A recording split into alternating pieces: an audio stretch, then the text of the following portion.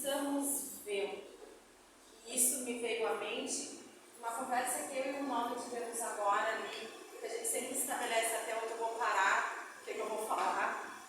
E me veio à mente que a nossa conversa de hoje estabelece com que olhos eu vou mirar e com que olhos eu vou me olhar. Contigo mesmo. Capítulo 17 e 27 do Evangelho. O dever começa precisamente no ponto em que ameaceis a felicidade ou a tranquilidade do vosso próximo. Termina o dever no limite que não gostaríeis de ver ultrapassado em relação a vós mesmos. A palavra que se extrai desse trecho do Evangelho é dever.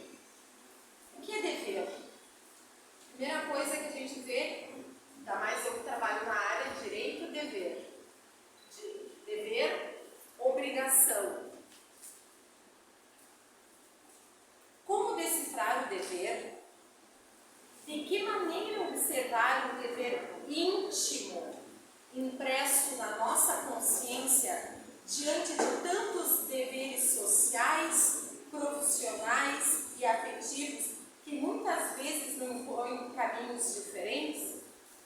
O que a gente já vê nessa primeira frase? Nós temos vários deveres. O dever conosco, íntimo, para dentro. E o dever que eu coloquei, o dever para fora, extrínseco. Para fora, daí o que a gente tem? O nosso lado profissional, o nosso lado afetivo e o nosso lado de simples convivência. Muitas vezes, pelo turbilhão dos deveres de fora, que é de casa, do trabalho, do vizinho, com os filhos, a gente deixa de olhar para nós, por o nosso dever íntimo. A gente deixa de observar para onde vamos olhar, qual é o nosso horizonte. Efetivamente, nasceste e cresceste apenas para ser único no mundo.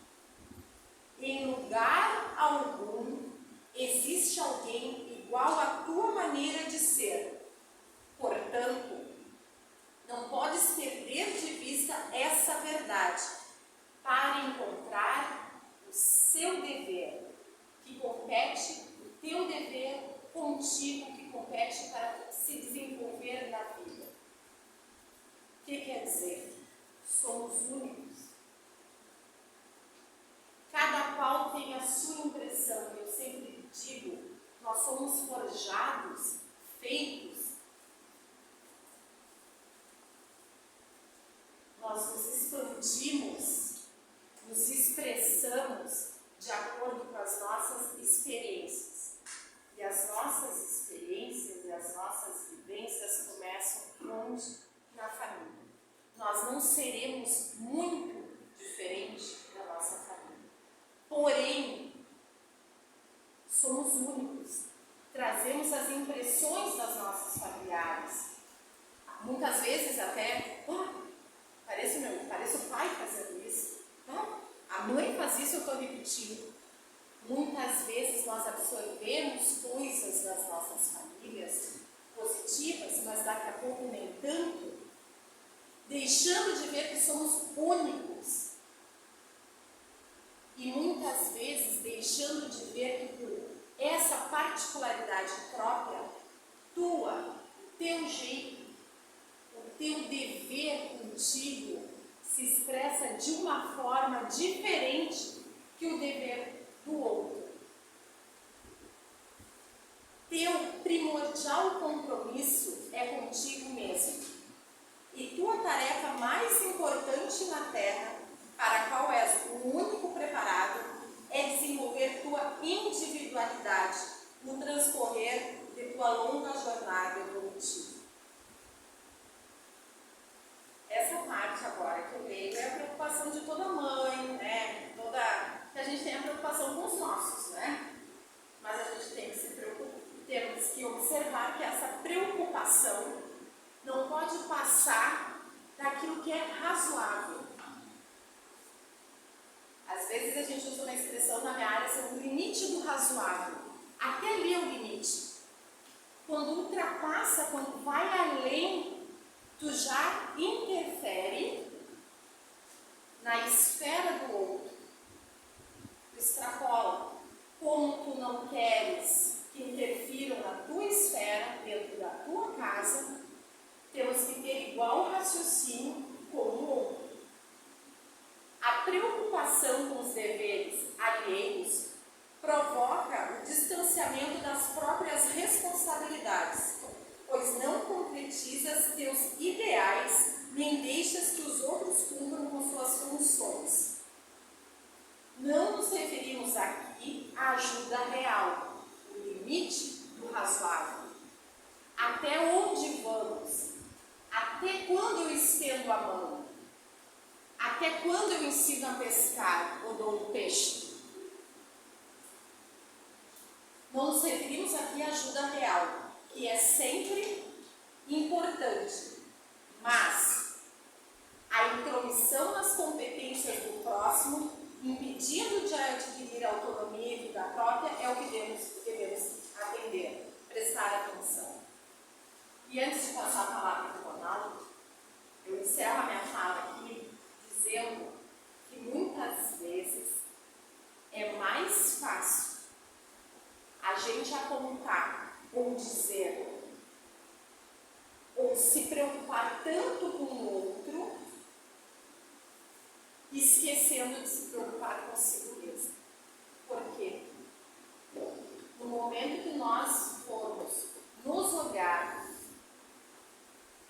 focar para a gente, nós vamos ver que temos tanto ou mais imperfeições que aquele que a gente acha que precisa ajudar.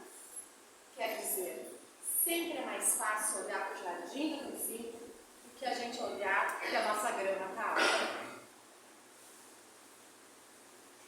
Muitas vezes, e aqui me faz eu puxar o que disse o Joaninho semana passada em relação à caridade, é mais fácil a gente fazer a caridade do muro para fora, ou seja, com os outros, porque os outros não conhecem muito as nossas imperfeições, do que fazermos a caridade dentro de casa, com a nossa família, onde nós temos os maiores desafios.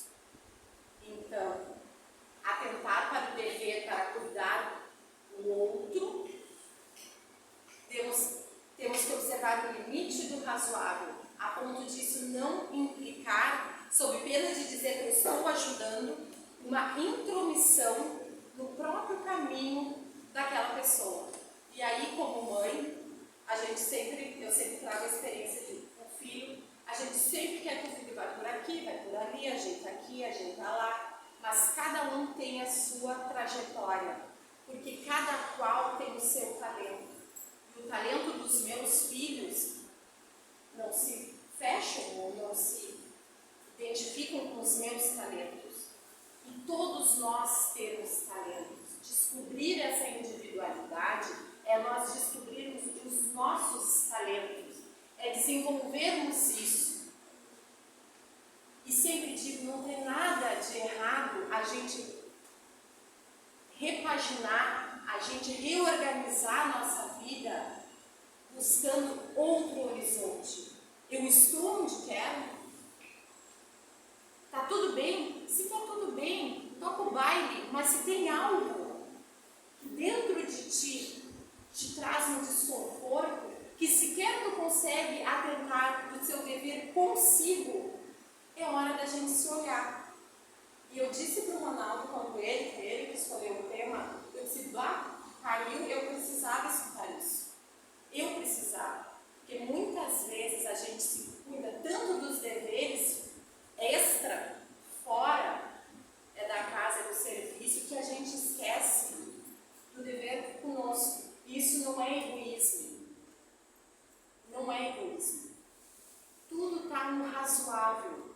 limite do razoável e saber até onde a minha ação vai interferir na tua ação e a tua ação vai interferir na minha.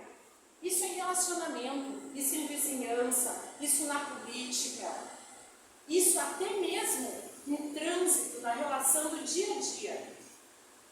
Vai, pastor. Eu vou abrir demais. Eu vou continuar na mesma linha da Patrícia, né? Das relações familiares. Eu sou da geração do século passado.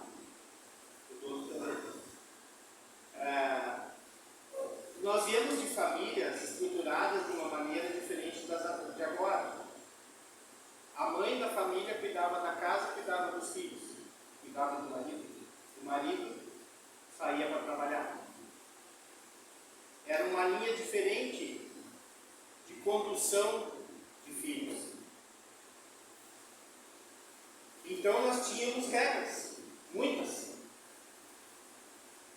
E dentro dessas regras, os cumprimentos das regras, para quem passou por isso, sabe que não era uma menos, né? A gente tinha que cumprir ou então cumprir.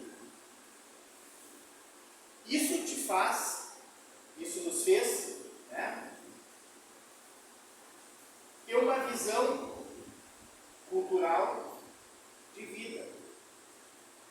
Quando a gente fala em empatia, hoje, essa palavra que está sendo bastante usada, na nossa época não existia dessa maneira. Nós nem sabíamos o que era empatia. Eu até pouco tempo atrás, é uma palavra comum que apareceu no dicionário. Empatia é se colocar no lugar do outro. Como é que a gente faz isso hoje? De que maneira que eu consigo me colocar no lugar do outro? Hoje no estudo o Emerson levantou uma questão que eu disse, olha, essa serve para o nosso tempo. Né? É saber que aquela pessoa que a nossos olhos está fazendo alguma coisa de errada, o ato dele é errado. A pessoa pode não ser. A pessoa pode ser uma pessoa do bem, maravilhosa, mas faz um ato errado. E nós o julgamos por ser uma pessoa que faz o ato errado e não pelo ato. Nós não temos empatia. Eu aprendi de pouco tempo atrás a usar a empatia. Toda vez que me conta uma coisa de alguma pessoa, eu paro e penso, por que será que ela fez dessa maneira? Porque eu não tenho direito nenhum de fazer julgamento. Não me foi dado esse direito. Até porque eu não estudei para isso. Mas Deus não disse, Ronaldo, vai lá e julga para mim, porque eu vou parar. Nós não temos esse direito de julgamento. O que nós temos e devemos, por dever, é olhar para dentro de nós e ajudar quem nos necessita. Eu não ia contar, mas vou contar rapidinho uma historinha. Minha filha mais velha resolveu fazer veterinária e ela corria de galinha. A galinha cacarejava e ela disparava. E eu, pai, né, inteligente, maravilhoso, fui conversar com ela. Minha filha, mas como? Não tem medo de galinha? Desiste dessa ideia, não sei o que. Não, pai, vou fazer veterinária. Fez vestibular em Santa Maria, passou veterinário. Eu ia visitar ela em Santa Maria na faculdade, fazia um chimarrão, começava a conversar. Ei, mano, quem sabe tu não muda a tua faculdade? Gente, quem sou eu para dizer para ela o que ela tinha que seguir na vida? Aí um dia ela me disse assim, graças a Deus, né, ela foi muito mais inteligente que eu. Pai, é a minha vida. Eu vou fazer veterinário e vou te mostrar que eu tenho capacidade para ser uma veterinária, um excelente veterinário. O que eu aprendi com isso? A ter empatia. A partir disso, eu comecei a me colocar no lugar dos outros filhos e saber que cada um tinha um caminho para trilhar. E eu parei de me meter como pai. Eu virei o cara que na hora que eles precisam de mim, eles me ligam. Pai, eu estou precisando de ti para tal coisa. Estou aqui. Foi bom para eles, maravilhoso. Mas para mim, não tem descrição. disposição para dar o que eu me tornei. Eu comecei a olhar para dentro de mim e saber que eu não era o dono da verdade. Até porque verdade verdadeira não existe, né? A verdade, ela tem um prazo de existência. Ela pode ser verdade hoje, amanhã já pode não ser. Então não existe absolutismo na verdade. Existe? Então, seguindo nessa toada, o que nós precisamos fazer é, mães, né? Cuidar da roupa do marido, do filho, beleza. Dizer qual é a roupa que ele vai botar naquele dia está errado. O marido dizer para a esposa que vai sair junto com ele, não gostei dessa saia aqui, ele não vai sair com essa saia. Mas ele não vai usar saia. Não é? A não ser que ele quisesse usar, beleza. Eu escutei outra palavra hoje, referente à questão de amor, que realmente eu não tinha pensado até hoje por esse lado. A gente tem a discriminação dentro da gente, né? A gente acha que os nossos conceitos, como a Patrícia falou, né, que vem de base, de família, de como a gente foi criado, de caminho andar, sobre relações amorosas, né? E a gente se cria uma questão de relação de amor entre homem e mulher. E hoje eu escutei a palavra homoafetividade. Não homossexualismo, homoafetividade. Que nada mais é do que o amor entre duas pessoas do mesmo sexo. Então nós não estamos falando sobre promiscuidade, nós estamos falando sobre amor. E a partir disso a nossa visão se amplia. Nós passamos a cuidar de nós de uma maneira muito melhor, porque toda vez que nós interferimos na vida de uma pessoa, aquilo vai ter um retorno para nós. Tu carrega. E não é isso que nós estamos buscando. O pouco que a gente aprende, o pouco de luz que nós conseguimos, porque o nosso estudo, toda vez que a gente vem para a palestra, e a gente define o tema, nós estudamos muito antes. E isso nos serve, a mim e a Patrícia, a Karine, que faz junto com a gente, nos serve para essa caminhada. E aí a gente traz um pouco dessas palavras para cá para dentro, e o que a Patrícia fala, ela não me contou antes, ela fala aqui na hora, e eu vejo, nesse momento que a minha visão está aqui, a Patrícia clareia aqui do meu lado, para que eu enxergue da maneira como ela colocou aquela palavra. Isso nos faz, a nós, isso que o tema é esse, a nós mesmos, esse crescimento interno, da simplicidade da vida. Mas o meu filho resolveu sair de casa para morar com a fulana de tal. Beleza, ele precisa passar pelo processo, ele precisa ver se era aquilo. A Patrícia falou em horizonte, esses dias eu coloquei, eu estou aprendendo, né? Porque eu sou da geração passada.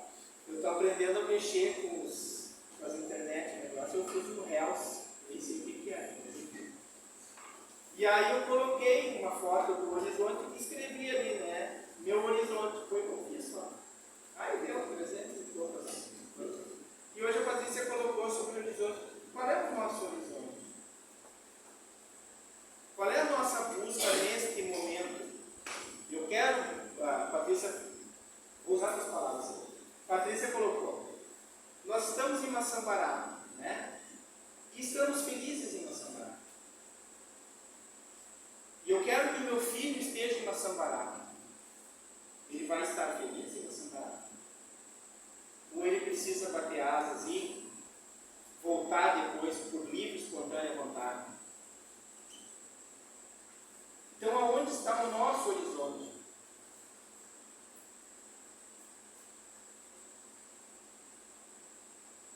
E essa de filho bater asas e voar, eu passo uma experiência agora que meu filho de 14 anos está viajando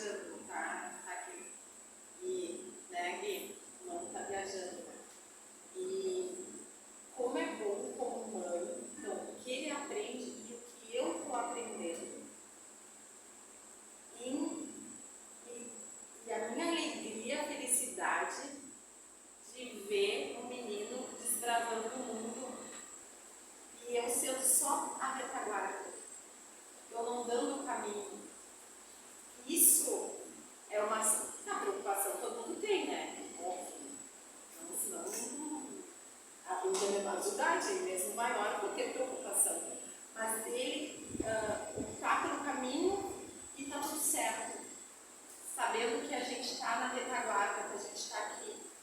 Eu sempre digo que os meus filhos saiam de Itaqui para conhecer o mundo. E se quiserem voltar, voltem por opção. Mas também, se der errado lá, voltem. Dá para se reprogramar. Dá, e cada qual, eu trago os filhos, eu tenho 3 meninos. Cada um tem o seu talento, tem a sua forma de interagir com o mundo. E nenhum tem a forma de interagir com o mundo como eu interajo. E todo mundo chega, vai fazer direito? Quem é que vai fazer direito? Quem é que já vai fazer estágio com a mãe? Nenhum. Porque a gente sempre quer que trilhem o caminho da gente. Porque foi como eu disse, a gente já sabe onde é que tem uma pedra, eu já consegui um estágio aqui, já consigo fazer. Não sou eu que tenho que conseguir nada. Eu tenho que dar as ferramentas, eu tenho que educar, eu tenho que mostrar, eu tenho que me desenvolver com o meu dever extrínseco de encaminhar. Só eu vou conseguir bem encaminhá-los, eu e meu esposo, se estivermos bem, se estivermos ajustados conosco mesmo.